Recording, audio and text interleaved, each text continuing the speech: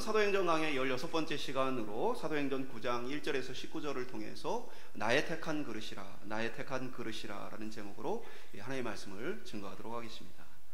우리가 지난 시간 빌립이 복음을 에티오피아 내시에게 전하는 모습을 살펴보았습니다. 성령의 이끄심을 통해서 사실은 원래 빌립은 예루살렘에서 떠나서 핍박을 피해 도망하는 과정 속에 있었죠. 그래서 북쪽으로 계속 올라가 자신의 고향인 가이사라를 향하고 있었어요. 그런데 성령께서 그로 하여금 다시 예루살렘 쪽으로 돌아가라고 감동하여 주셨고, 그가 안전과 위험을 뒤로하고 성령의 지시를 따라서 남쪽으로 내려갔다가 이 에티오피아 내시를 만나게 되어지죠. 그에게 복음을 전하고 세례를 베풀게 되어집니다. 이 말씀을 통해서 우리가 어디에 있는지, 왜 이곳에 있는지 우리가 다 알 수는 없지만, 그러나 성령께서 믿는 우리의 삶을 이끌어가고 계신다는 이 사실을 통해서 오늘 우리가 있는 그곳이 바로 우리가 사명의 현장이다, 우리가 있는 바로 그 자리가 복음을 전파해야 할 곳이다 라고 함께 말씀을 나누었습니다. 오늘은 스데반을 죽이는 데 있어서 앞장섰던 이 사울, 그리고 이후에 많은 그리스도인들을 박해했던 사울이 오늘 예수님을 만나 변화되는 그러한 놀라운 말씀이 기록되어 있습니다. 우리는 종종 복음의 능력을 또는 예수 그리스도의 능력을 과소평가하는 반면에 우리 자신의 경험과 지혜를 과대평가하는 편견에 사로잡힐 때가 많이 있습니다. 이러한 이유는 우리의 믿음이 부족하기 때문에 나타나는 현상입니다. 믿음이 부족하면 하나님의 말씀보다 내 경험이나 내 지혜를 따라 살아가기가 쉽습니다. 그러나 하나님은 자신이 택한 사람들을 그러한 상태에 내버려 두지 않으십니다. 우리의 인생 가운데 개입하셔서 우리로 하여금 하나님의 뜻을 알려주시는 거죠. 절벽을 향해 힘차게 달려가는 자동차를 그냥 두어서는 안 되겠죠. 이게 먼 얘기가 아니고 저희 어머니가 옛날에 경험하셨던 일이에요. 도로를 새로 내면서 새로 이렇게 큰 다리를 건설하고 있는 현장에, 오늘날에는 다 안전을 위해서 막아놨을 텐데 당시에는 그런 개념이 별로 없다 보니까 거기에서 사람들이 도로는 잘 닦여 있고, 그러니까 거기서 운전 연습을 다 하는 거예요. 그래서 저희 어머니가 운전 연습 하시다가 그 다리 끝에서 이제 아직 도로가 완성이 안 됐으니까 도로가 끊어져 있는 거죠. 근데 브레이크 대신에 악셀을 밟으시고 하늘을 나르셨어요. 그래서 제가 그 수학여행 갔다 오고 집에 왔더니 너무 얼굴이 부어서 우리 엄마가 아닌 줄 알고 깜짝 놀랐던 그런 일이 있어요. 어떻게 해야 됩니까? 자동차가 진입하지 못하도록 사인을 붙여놔야죠. 여기는 위험하니까, 아직 도로가 완성되지 않으니까 들어오면 안 된다. 그리고 그것만 합니까? 아니죠. 거기에다가 장애물들을 놔서 차가 들어오지 못하도록 차단을 해야죠. 제가 이 말씀을 드리냐면, 오늘 하나님께서 우리의 인생을 이끌어 가심에 있어서 때로 우리가 믿음이 부족하고 연약하여서 하나님이 기뻐하시는 길을 가지 못할 때에 하나님은 때로 우리에게 알려주심으로 사인을 주시기도 하고, 때로는 우리의 인생의 여러 가지 장애물들을 일부러 만드셔서 하나님이 기뻐하시는 길로 인도해 가신다는 사실이에요. 오늘 위대한 복음 사역자 사도 바울에게서 오늘 예수님께서 찾아오시는 모습을 보게 되어집니다. 오늘 주님께서 우리의 삶 가운데 개입하시고 또 우리 삶 가운데 역사하셔서 오늘 저희들 속에서도 정말 주님 안에 놀라운 변화들이 일어날 수 있기를 주님의 이름으로 축복합니다. 첫 번째 한번 따라해 보겠습니다. 사울아, 어찌하여 나를 박해하느냐. 먼저 오늘 본문에 등장하는 이제 사울이라는 이름은 이제 유대식 이름이에요. 사도 바울은 이방 땅인 길리기아 다소 출신 사람입니다. 그리고 두 부모님이 다 유대 출신이에요. 그렇기 때문에 자연스럽게 뭐냐면 그 유대식 이름인 사울이라는 이름도 가지고 있고, 동시에 이 두 부모가 로마의 시민권자였어요. 그렇기 때문에 자연스럽게 로마식 이름도 사도 바울이 갖고 있었던 것입니다. 그래서 유대인들에게는 사울이라는 유대식 이름으로 불려지고, 반면에 이방인들에게는 바울이라는 로마식, 정확히 얘기하면 이제 로마식 이름을 그대로 음력으로 음을 따서 똑같이 부르는 헬라 이름으로 사람들이 불러왔던 것이죠. 그 사도 바울은 어려서부터 하나님 앞에 놀라운 은혜들을 많이 입었어요. 많은 것들이 하나님께서 베풀어 주셨죠. 그래서 그는 아버지도 바리새인이었지만 젊은 나이에 예루살렘으로 와서 당시 이 최고의 바리새인 스승인 가말리엘 문화에서 공부를 하면서 유대의 신학에 대해서 깊이 있게 배우게 되어집니다. 또 어려서부터는 헬라의 철학과 신학들을 배우게 되었죠. 한마디로 얘기해서 이 사도 바울은 엘리트 중에 엘리트예요. 로마 시민권을 가진 특권 계층입니다. 거기에 부와 명예, 학식 모든 것들을 다 갖추고 있는 사람입니다. 우리가 이전에 살펴본 것처럼 스데반이 공회에서 증언하죠. 하나님 그 우편에 서 계신 자기가 그리스도 예수를 보고 있다라는 고백을 하죠. 그것으로 말미암아 그 유대인들이 진노해서 이건 완전히 신성모독이다 해서 이 스데반을 성 밖으로 끌고 가가지고 돌로 쳐서 죽이는 모습을 우리가 보게 되어지죠. 그때 이제 사도 바울의 역할이 뭡니까? 증인들이 사도 바울 앞에 옷을 내려놓습니다. 그게 무슨 의미라고 그랬죠? 이것은 사도 바울이 지금 일어나는 일은 하나님의 말씀에 비추어 정당한 일이다 라는 것들을 증언하고 공증해주는 역할을 해주는 거예요. 그러니까 무슨 얘기냐면 사도 바울이 젊은 나이에 이 많은 학식과 또 많은 이 배경을 가지고 엘리트 중에 엘리트로서 많은 사람이 인정받고 있었다는 거예요. 그러나 지금 스데반을 죽이는 상황 속에서 이것이 합당한 일인가? 사도 바울이 거기에 증인을 딱 섰을 때 사람들은 스데반이라는 사람은 죽어 마땅한 사람이 맞다라고 생각할 만큼, 한마디로 얘기해서 뭐예요? 사도 바울이 굉장히 인정받고 영향력이 있었던 사람이다라는 것을 볼 수 있어요. 그렇게 이 스데반의 죽음에 앞장서고 더불어서 이후에 그리스도인들에 대한 박해에 적극적으로 개입했던 이 사도 바울. 오늘 본문 사도행전 9장 1절은 사울이 주의 제자들에 대하여 여전히 위협과 살기가 등등하여, 위협 그리고 죽이고자 하는 그러한 마음, 등등했다라는 말은 헬라어 원어로는 이제 숨쉬다는 의미를 갖고 있어요. 이게 무슨 의미겠어요? 우리가 이제 흥분하면, 화가 나면 막 숨을 거칠게 몰아쉬잖아요. 그러니까 사울의 지금 모습이 그와 같았던 거예요. 이 예수 믿는 자들 그냥 둬서는 안 된다. 이것들을 다 어떻게든 해야 되겠다라는 그 마음으로 가득 차 있는 그 모습을 그렇게 표현해주고 있어요. 9장 2절에 이어지는 말씀은 대제사장에게 가서 다메섹 여러 회당에 가져갈 공문을 청하니 이는 만일 그 도를 따르는 사람을 만나면 남녀를 막론하고 결박하여 예루살렘으로 잡아오려 함이라. 그러니까 이 사울이 대제사장을 찾아가 공문을 달라고 요청한 것이죠. 한마디로 얘기해서 누군가의 지시에 의해서 사울이 예수님을 믿는 사람들을 핍박한 게 아니고 자신이 적극적으로 나서서 제사장에게 공문을 요청해서 그것을 가지고 그리스도인들을 붙잡으려고 했다라는 것입니다. 그러니까 원래 이제 공문의 효과는 이제 유대의 땅 안에서만 가능하지만 그러나 이제 밖에 있는 많은 이방 지역에도 유대인 회당이 있어요. 그래서 이 회당에 어떻게 보면 이 공문을 보여주면 그 유대인 회당에 있는 사람들과 함께 그 지역에 있는 그리스도인들을 같이 잡아서 끌고 올 수 있게 되기 때문에 그러한 계획을 가지고 행하고 있었다라는 것이죠. 거기에 이제 본문은 남녀를 막론하고 결박했다라고 기록해요. 그 남자와 여자는 철저히 구분되어 있습니다.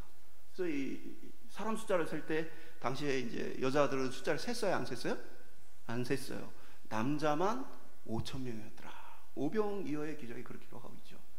예수님께서 십자가에 달려 돌아가시는 과정에서 아무도 누구도 감히 나서서 예수님을 변호하거나 예수님을 편든 사람이 없어요.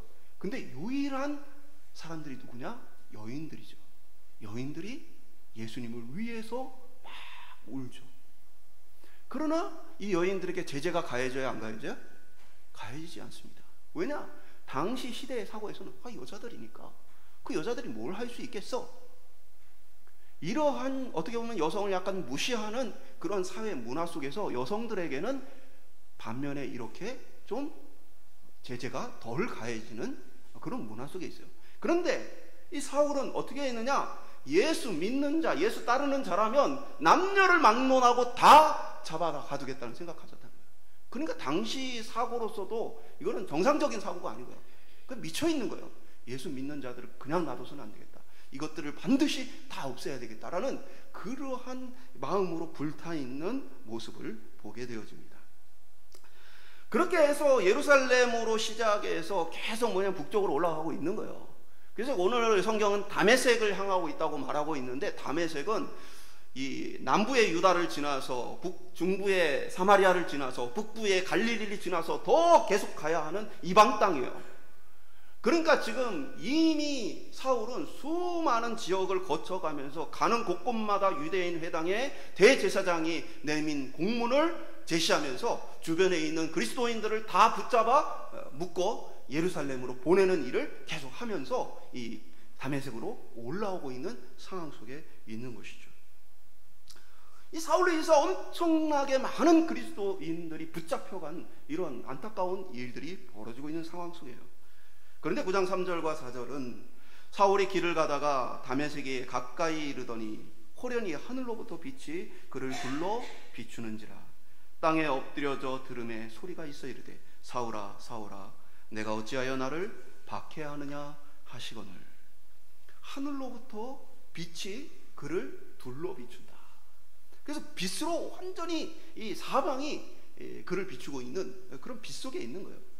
이렇게 하늘로부터 빛이 내려오는 것은 구약의 시편이나 아니면 이사야를 보면 그것은 하나님께서 임재하시는 것을 상징하는 표현이에요. 그리고 그 소리는 하나님께서 친히 나타나 역사하시는 것들을 보여줍니다. 그러니까 사울에게 들려오는 이 음성은 바로 하나님의 음성이죠. 그리고 정확히 말하면 뭐예요? 하나님이신 예수님의 음성이었습니다. 그 예수님은 사울아 사울아 어찌하여 나를 박해하느냐. 정확히 얘기하면 사울이 예수님을 박해하는 것은 아니죠. 예수님이 이미 십자가에 돌아가시고 부활하셨죠. 사울이 지금 박해하고 있는 것은 예수님을 믿는 사람들을 박해하는 거예요. 교회를 박해하는 겁니다.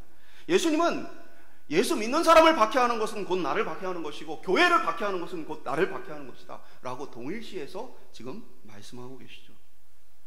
이때 5절은 사울의 반응을 보여줍니다. 대답하되 주여 누구시니까. 바울은 지금 자신에게 들리는 음성이 하나님의 음성이라는 것을 알아요.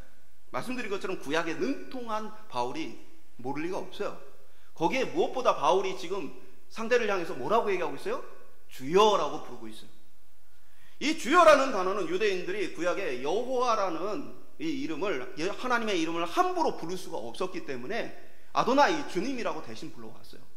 그러니까 지금 사울이 주여라고 부르는 것은 이미 하나님이심을 그가 알고 있어요. 일반적으로 성경에서 하나님의 부르심 앞에 사람들의 반응은 겸손히 하나님의 말씀을 듣고자 하는 태도로 나와요. 제가 여기 있습니다.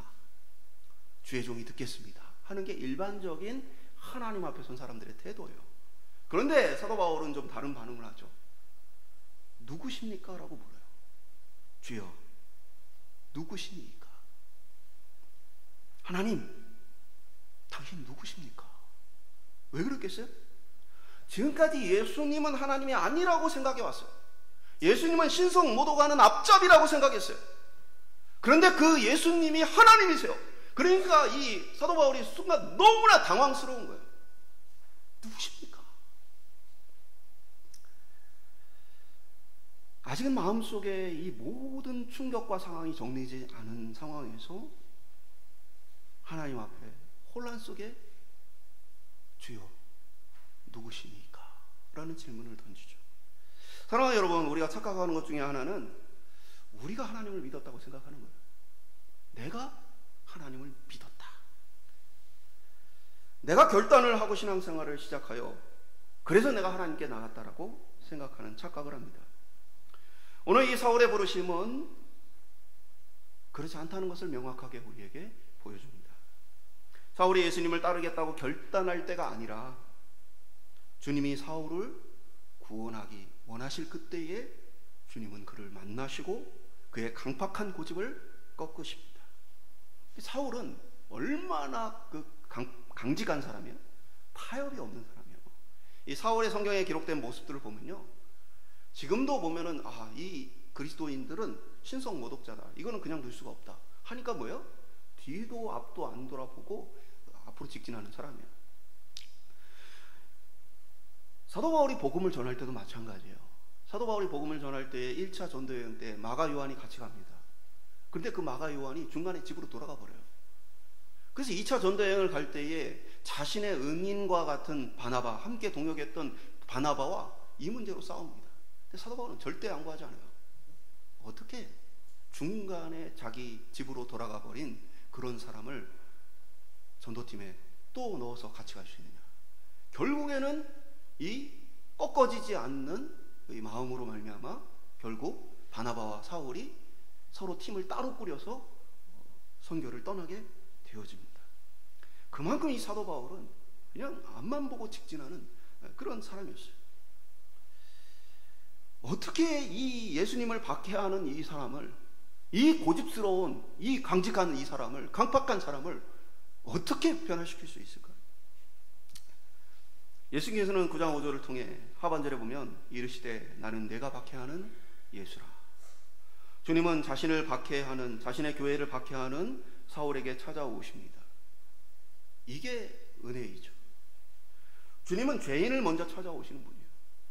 자신을 따르겠다는 의지와 결단을 가진 사람뿐 아니라 자신을 박해하는 자조차도 주님께서는 찾아오시는 분입니다. 우리가 신앙생활을 하다 보면 교회는 가고 싶은데 아직은 제가 준비가 안 됐습니다 라는 얘기를 많이 합니다.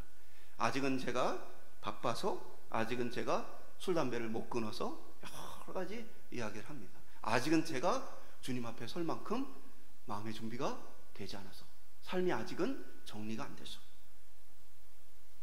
그러나 우리 주님은 준비가 덜 된 사람이 아니라 자신을 향해 살기 등등 박해하며 반대하는 이 사도 바울을 찾아와 구원하시는 분입니다. 준비 안 된 사람은 없어요. 우리가 할 준비는 없어요. 모든 것은 우리 주님께서 하십니다. 8절은 사울은 사흘 동안 보지 못하고 먹지도 아니하였다라고 기록합니다. 마치 죽은 사람처럼 그렇게 어두움 가운데 거하게 되어지죠. 이 충격적인 만남은 뭐예요? 지금까지 자신이 확신하고 살았던 인생을 송두리째 바꾸는 거예요. 내가 지금 잘못 살아왔구나. 내가 한 모든 것이 잘못된 것이구나. 충격적인 고통 속에서 그가 하나님 앞에 먹지도 마시지도 않고 기도하는 모습을 보게 되어집니다. 사흘 동안 마치 요나가 물고기 뱃속에 있었던 것처럼, 마치 예수님께서 십자가에 죽으시고 부활하시기까지 사흘간 무덤에 머무셨던 것처럼 사울은 그렇게 어둠과 고통의 시간을 갖게 되어집니다. 사울은 환상을 경험하면서 다시 살아나신 예수님을 만났죠. 그러나 7절에 보면 그와 함께 있던 사람들은 그저 소리만 들을 뿐이었다라고 기록합니다. 이게 놀라운 은혜 아니에요?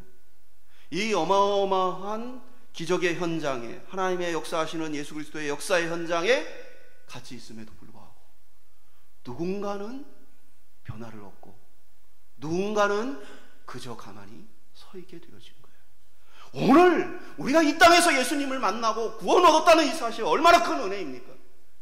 우리를 선택해서, 우리를 부르셔서 우리에게 찾아오셨다는 것은 너무나 놀라운 은혜인 것이죠. 우리는 연약해서 주님의 몸된 교회를, 또 다른 성도들을 바르게 섬기지 못하고 때로는 박해하고 있는지 모릅니다. 나의 연약함으로, 나의 잘못됨으로 다른 이들에게 많은 어려움과 짐이 되고 있는지 모릅니다. 그러나 우리 주님은 그런 우리를 찾아와 만나주시고 불러서 하나님의 일꾼 되게 하시는 분이십니다. 이 은혜는 우리의 행위가 아니라, 우리의 자격이 아니라, 우리의 어떠한 지금 상태가 아니라 오직 예수 그리스도의 은혜 안에서 일어나는 일입니다. 오늘 저희들 속에서 우리를 건져주신 그 그리스도의 은혜를 깊이 있게 묵상하며 살 수 있게 소망합니다. 심지어는요, 우리의 믿음도 의지할 것이 못 돼요. 우리의 믿음이란 게 얼마나 갈대와 같이 얄박합니까? 그것도 믿을 것이 못 돼요. 오직 죄인된 나를 찾아오셔서, 박해하는 사울에게 찾아오셔서 구원의 은혜를 베푸시는 그 주님의 은혜를 우리 안에 깊이 있게 묵상하며 감사와 찬송으로 살아가는 저와 여러분 될 수 있기를 주님의 이름으로 축복합니다. 두 번째 한번 따라해 보겠습니다. 사울이라 하는 사람을 찾으라. 10절에 보면 이제 예수님께서 다메섹에 있는 또 다른 사람에게 환상 가운데 나타나십니다. 그때에 다메섹에 아나니아라는 제자가 있더니 주께서 환상 중에 불러 이르시되 아나니아야 하시거늘 대답하되 주여 내가 여기 있나이다 하니. 아나니아는 이제 정답이죠. 제가 여기 있습니다. 바로 대답하는 모습 보게 되어지죠. 예수님께서는 아나니아에게 금식하고 지금 기도하면서 있는 사울을 찾아라 라고 말씀하세요. 그러면서 이 사울이라는 이름은 흔한 이름이에요. 그렇기 때문에 길리기아 다소 출신의 이 사울을 찾아가라 라고 말씀하십니다. 사울이 기도하는 중에 예수님께서는 아나니아에게 지금 그가 기도하는 중에 아나니아 네가 사울에게 안수하여서 사울이 다시 보게 되는 환상을 내가 사울에게 보여주었다. 그가 지금 그것을 보고 있다 라는 이야기를 하십니다. 그러니까 무슨 얘기예요? 예수님께서 지금 다 준비해 놔셨다는 얘기예요. 지금 네가 가면 갑자기 깜짝 놀랄 것이 아니고 환상 중에 내가 보았던 당신이 왔구나. 환상 중에 내가 일어났던 그 일이 지금 나에게 일어나고 있구나. 이것을 알 수 있도록 예수님께서 지금 다 일해 놓으셨다는 거죠. 예수님께서는 그렇게 아나니아에게 사울을 찾아가라고 하십니다. 그러나 사실 이 일은 굉장히 두려운 일이죠. 왜냐하면 사울은 지금 예루살렘부터 시작해서 이 계속 올라오는 이 기간 동안 수많은 그리스도인들을 결박해서 끌고 갔던 사람이에요. 아나니아에겐 두려운 일입니다. 아나니아는 그 명령 따르기를 좀 어려워합니다. 13절과 14절에 보면 아나니아가 대답하되 주여 이 사람에 대하여 내가 여러 사람에게 들은즉 그가 예루살렘에서 주의 성도들에게 적지 않은 해를 끼쳤다 하더니 여기서도 주의 이름을 부르는 모든 사람을 결박할 권한을 대제사장들에게서 받았나이다 하거늘. 이 얘기는 뭐예요? 가겠다는 얘기, 안 가겠다는 얘기예요? 사울에게 못 가겠다는 얘기죠. 예수님 지금 모르시나 본데요. 사울은 그런 사람이 아닙니다. 사울은 지금 예수 믿는 사람들을 다 핍박하고 잡아가는 그런 사람입니다. 근데 어떻게 갈 수 있습니까? 라는 이 대답을 아주 부드럽게 지금 얘기를 한 거예요. 지금 아나니아는 어떤 태도를 보이는 거죠? 예수님의 말씀보다 자신이 가지고 있는 정보를 더 의지하고 있는 거예요. 예수님 제가 알고 있는 것은 다릅니다. 그 사람은 위험한 사람이에요. 아나니아의 이 부정적인 반응은 무엇 때문에 나온 겁니까? 믿음이 부족하기 때문에 나온 거예요. 믿음이 부족한 우리에게는 너무나 어떻게 보면 당연하게 느껴지죠. 예수 믿는 사람들을 잡아가는 그 사람에게 가라는 말은 너무나 두려운 일이죠. 그러나 믿음의 눈으로 보면 그 모든 것을 다 준비하고 예비하신 우리 주 예수님을 신뢰하지 못하고 있음이 보여지는 거예요. 요즘에 MZ세대 직장인들이 상사들에게 많이 쓰는 두 단어가 있어요. 왜요? 제가요? 이 두 단어예요. 내가 해야 돼요? 왜 해야 돼요? 라는 얘기예요. 이 배경에는 뭐가 있어요? 상사에 대한 신뢰가 없는 거예요. 지금 이 일을 시키는데 내가 왜 해야 되냐? 왜 나한테 시키냐? 이러한 태도는 뭐냐면 상사를 신뢰하지 못하는 거예요. 나에게 억울한 일을 시키거나 아니면 쓸데없는 일을 시킨다고 생각하는 것이죠. 우리는 예수님을 믿는다 하면서도 내 경험과 내 지식을 의지할 때가 많습니다. 그래서 주님이 말씀이 우리에게 주어졌음에도 불구하고 주의 말씀을 따르기보다는 그런데 왜 그럴 수가 없습니다. 왜냐하면 저에게 이러한 합당한 이유가 있기 때문입니다. 주님, 지금 제 상황이 그럴 상황이 아닙니다. 주님, 지금 세상은 그런 세상이 아닙니다. 주님 뜻대로는 살 수가 없습니다. 이러한 모든 태도는 우리를 위해 모든 것을 예비하시고 우리의 삶을 이끌어 가시는 우리 주 예수 그리스도를 신뢰하지 못하기 때문에 일어나는 것이죠. 저는 우리가 맹목적으로 그냥 주의 말씀을 따라야 한다고 말하는 것이 아니에요. 혹 우리에게 주님을 따라갈 믿음이 부족한 것은 아닌가 돌아볼 필요가 있다는 거예요. 만약에 우리가 다 이해가 돼야만 순종한다면 그거는 신뢰관계가 아니에요. 믿는 게 아니에요. 그래서 예수님께서도 하나님께서도 우리의 인생을 이끌어 가실 때에 모든 이유를 다 설명하면서 우리에게 삶을 이끌어 가지 않으세요. 때로는 우리의 삶에 이해하지 못할 고난이 있어요. 때로는 우리의 삶에 이해하지 못할 방향으로 이 인생이 흘러가게 되어져요. 그때 뭐가 나타납니까? 우리 주님을 인격적으로 내가 신뢰하고 있는가? 이것이 드러나는 거예요. 인격적으로 신뢰한다면 맡기고 주님의 방법을 따라 살아가게 되어지는 것이죠. 그래서 주님은 때로는 우리에게 설명하시지 않고 때로는 모든 것을 다 미리 알려주지 않기도 합니다. 우리는 아나니아에게 찾아가신 주님을 통해 또 다른 은혜를 발견하게 되죠. 주님은 믿음이 부족한 자들도 사용하신다는 것입니다. 내가 잘나고 믿음이 좋아서가 아니라 주님이 우리를 사랑하기 때문에 우리를 사용하신다는 거예요. 사울을 변화시키는 모든 것은 주님이 혼자 다 할 수 있어요. 그만 생각하세요. 아나니아가 가서 이 기도해주고 뭐 하는 게 더 효과적이겠어요? 아니면 예수님께서 이 사울에게 모든 것을 설명하시는 게 더 효과적이겠어요? 예수님이 가신 능력으로 놀라운 기적과 이적들을 계속 일으키시는 것이 더 확실하겠어요? 아나니아가 그냥 가서 잠시 기도하는 것이 더 효과적이겠어요? 주님은 홀로 모든 것을 더 잘 하실 수 있어요. 그러나 주님은 사랑하는 아나니아, 믿음이 연약하지만 그를 통해 일하기를 원하셨다는 거예요. 그게 연약한 우리를 불러 사용하시는 예수 그리스도의 은혜입니다. 에스더를 보면은 모든 유다인들이 죽게 되었을 때에 모르드게가 목숨을 걸고 왕에게 아뢰라고 에스더에게 요청합니다. 그러나 에스더가 주저해요. 왕에게 그냥 내가 함부로 나갔다는 죽임을 당할 수도 있다. 누구든 왕에게 부름받지 않고 나갔다가는 어떻게 될지 모른다. 그러자 모르드게는 에스더에게 에스더 4장 14절에 이렇게 말합니다. 이때에 내가 만일 잠잠하여 말이 없으면 유다인은 다른 데로 말미암아 노임과 구원을 얻으려니와 너와 내 아버지의 집은 멸망하리라. 무슨 얘기예요? 하나님이 방법이 없어서 지금 너 쓰시는 거 아니야. 하나님이 지금 사람이 없어서 너 쓰시는 거 아니야. 네가 만약에 이 일을 하지 않는다면 하나님은 다른 사람을 통해 다른 방법을 통해 우리 유다인들을 다 구원하실 거야. 그러나 하나님의 부르심에 쓰임받지 못한 너와 너의 아버지의 집, 너의 가문은 멸망하게 될 것이다. 하나님이 방법이 없어서 우리가 어떻게 보면 꼭 필요해서 우리를 불러 쓰시는 것 아닙니다. 하나님은 얼마든지 하나님의 뜻과 역사를 이루어갈 수 있는 분이에요.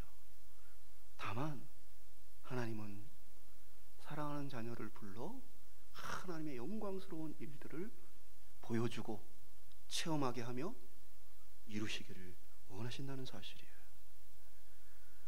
사울이라 하는 사람을 찾으라.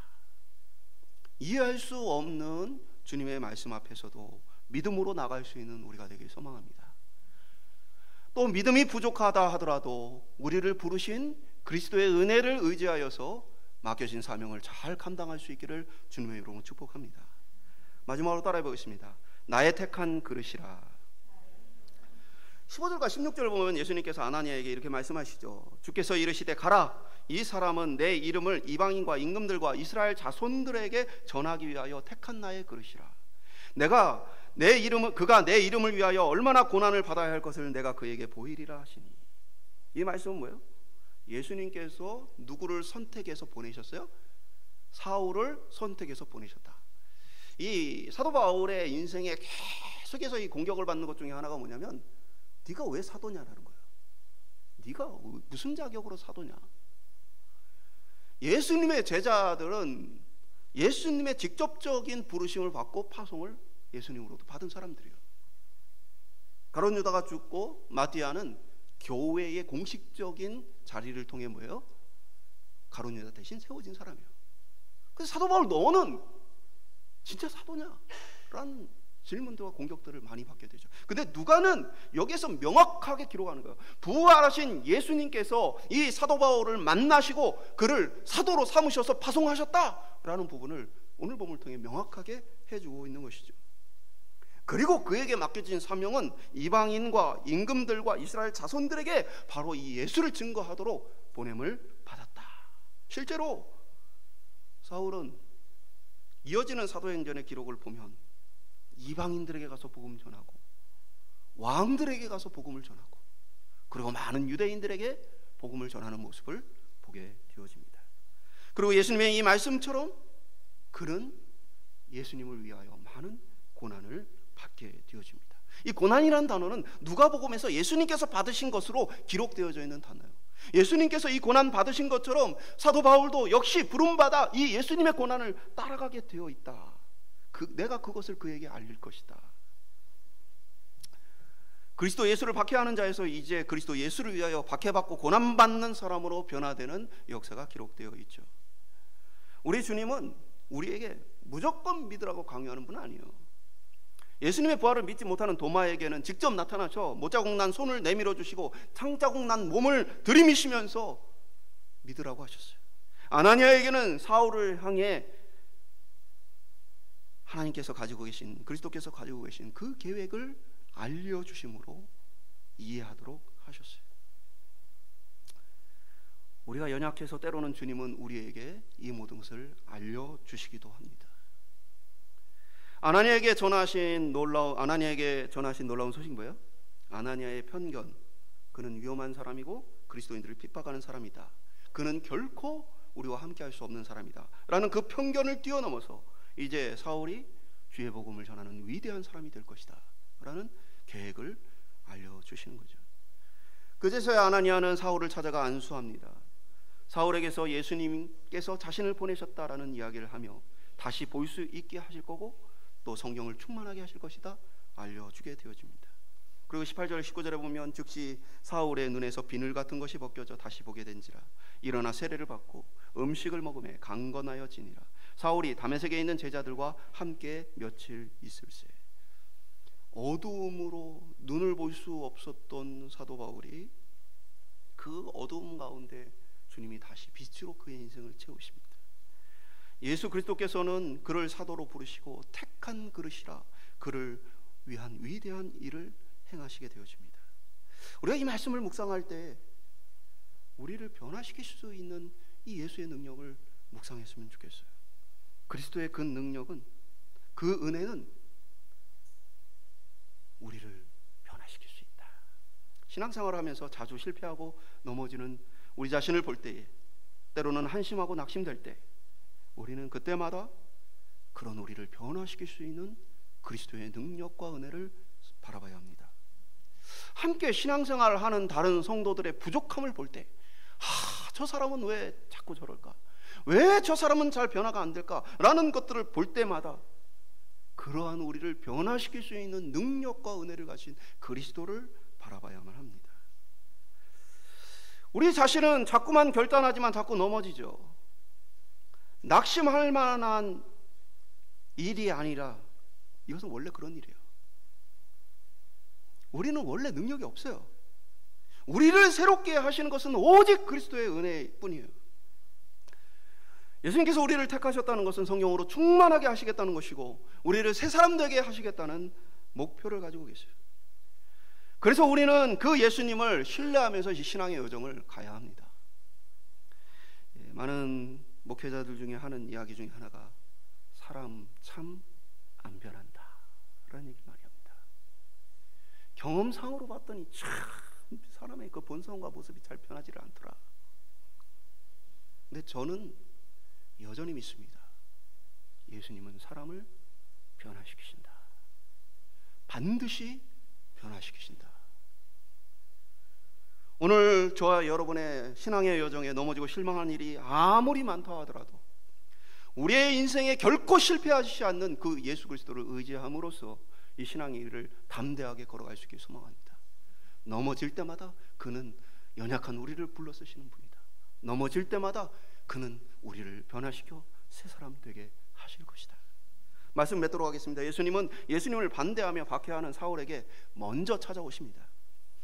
우리가 주님을 사랑하고 우리가 주님을 향한 믿음을 고백하기 전에 주님은 태초부터 우리를 향한 사랑을 가지고 계획을 가지고 계셨어요. 우리를 구원하기로 이미 작정하셨어요. 주님은 믿음이 연약한 아나니아를 통해서 바울의 눈을 뜨게 하십니다. 주님은 연약한 믿음의 사람도 사용하시는 분이에요. 믿음이 부족하고 연약하지만 그러나 그런 사람을 불러서 사용하시는 분이세요. 우리가 오늘 본문의 이 모든 일을 보면 누가 주도적으로 일하고 있어요? 예수님께서 주도적으로 일하고 있죠. 바울을 찾아가시고 아나니아를 찾아가시고 금식하며 기도하는 바울에게 환상을 보여주시는 이 모든 일을 주도적으로 예수님께서 하고 계신 거예요. 오늘 우리 인생의 주인공이 누구예요? 우리 주 예수 그리스도입니다. 내가 내 인생의 주인공이 아니라 내 인생의 주인공으로 내 삶을 이끌어 가시고 주도하시는 그 그리스도를 바라보는 것이 바로 믿음의 백성들의 삶이에요. 주님은 우리에게 말씀하십니다. 사도 바울은 고린도후서 5장 17절을 통해 그런즉 누구든지 그리스도 안에 있으면 새로운 피조물이라 이전 것은 지나갔으니 보라 새 것이 되었도다. 사랑하는 여러분, 우리의 편견을 넘어서 우리의 부족한 믿음을 넘어서 우리를 변화시킬 이 그리스도의 은혜를 사모하기를 소망합니다. 우리가 이 믿음을 가지고 우리 자신이 낙심하지 않을 뿐 아니라 다른 이들에 대해서도 낙심하지 않고 그때마다 주님이 하실 일들을 찬송하고 영광 돌리는 저와 여러분 될 수 있기를 주님의 이름으로 축복합니다.